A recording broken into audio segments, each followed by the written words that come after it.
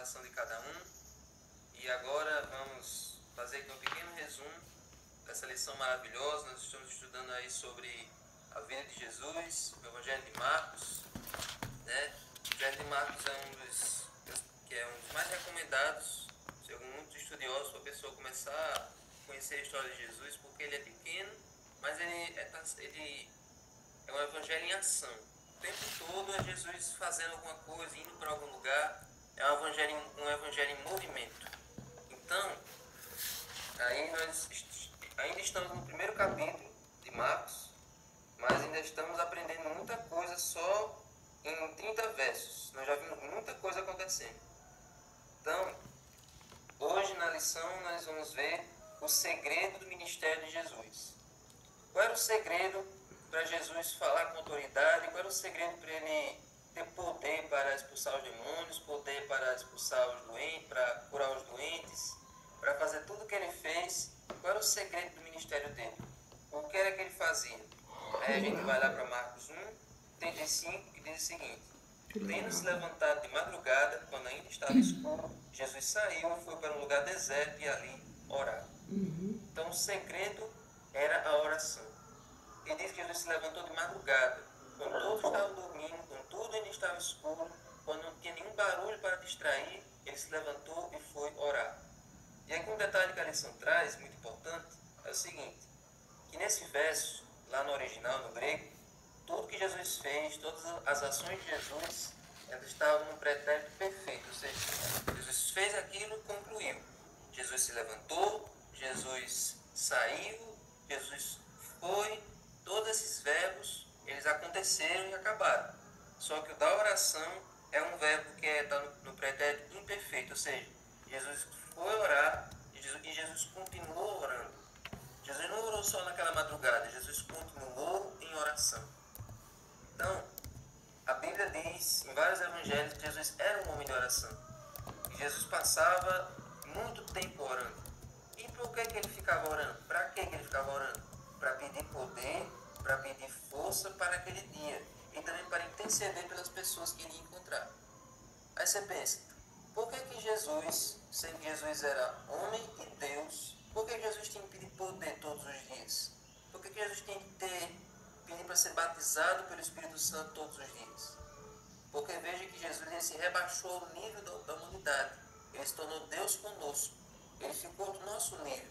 Embora nunca tivesse pecado, nunca tivesse sido infectado pelo pecado, mas ele ficou no nível do ser humano, sofrendo as mesmas coisas, sujeito às mesmas tentações. Então ele precisava dar o exemplo para nós em tudo. Então ele quis, no seu ministério, através da sua experiência, dizer para nós o quanto um ser humano cheio do Espírito Santo é capaz de fazer. O quanto um ser humano que recebe um batismo total do Espírito Santo é capaz de realizar. Então ele se rebaixou ao nível de um ser humano que é cheio do Espírito Santo. Então imagine que no dia que todos nós recebemos a chuva cerúlea, nós vamos receber o mesmo batismo que Jesus recebia diariamente, em oração. Mas para nós podermos receber essa chuva, o que é que a gente tem que fazer? Orar.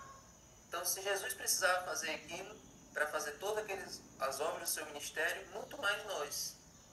E olha, para vocês não dizerem que isso é uma heresia, nunca vai fazer aquilo que Jesus fazia, que aquelas ações de Jesus eram únicas, a gente nunca vai conseguir fazer aquilo, isso está fora de cogitação. Olha o que Jesus disse, João 14, 12. Em verdade lhes digo, que aquele que crê em mim fará também as obras que eu faço, e outras maiores fará, porque eu vou para junto do meu Pai. Ou seja, Jesus disse, olha, se vocês creem em mim, um dia vocês vão fazer isso que eu estou fazendo no ministério, e coisas maiores, coisas muito mais poderosas. Tudo isso vem da busca diária do Espírito Santo. Mas a gente deve buscar para ganhar esses poderes, para ganhar esses superpoderes? Não, o segredo, a motivação não é essa. O Espírito Santo tem que vir para ajudar a pregar o Evangelho, para nos dar força, para nos dar aquele gás extra, para pregar o Evangelho com mais destemor, com mais coragem. Essa deve ser a nossa nova motivação. Então o segredo de Jesus era esse, o segredo de Jesus era a oração. Então aqui em Marcos 1, fala que Jesus começou a orar de madrugada. Mas em Lucas 6, 12, diz que Jesus passou noites inteiras oração. Na última pregação do pastor Diego na UERN, Diego Veríssimo, na última não, quando ele pregou no Maranata, ele fez a pregação que eu acho a mais atual, uma das pregações mais relevantes dos últimos tempos, que eu já ouvi. Ele falou que para a gente receber o Espírito Santo, a gente tem que fazer tudo que a gente sempre faz no básico, ler a Bíblia, orar, testemunhar, só que numa intensidade ainda maior. Ler a Bíblia não é só ler por ler. Toda vez que a gente for ler a Bíblia, tem que ler estudando. Toda vez que a gente for ler a Bíblia, tem que ler estudando ela. E toda vez que a gente for orar, não é orar mecanicamente, sempre naqueles mesmos horários. Aqui na lição diz que para a gente orar com mais eficiência, a gente precisa quebrar a rotina. Muita gente faz aqueles horários de oração, aquelas rotinas de oração, mas acaba caindo no automático, no mecânico. Às vezes a gente acaba repetindo as mesmas palavras.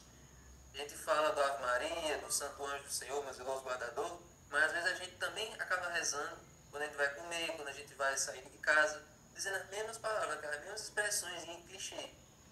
Então a gente tem que orar, às vezes quebrando a rotina de oração, orando em horários diferentes, em lugares diferentes, orando por mais tempo e, se possível, orando de forma intercessória.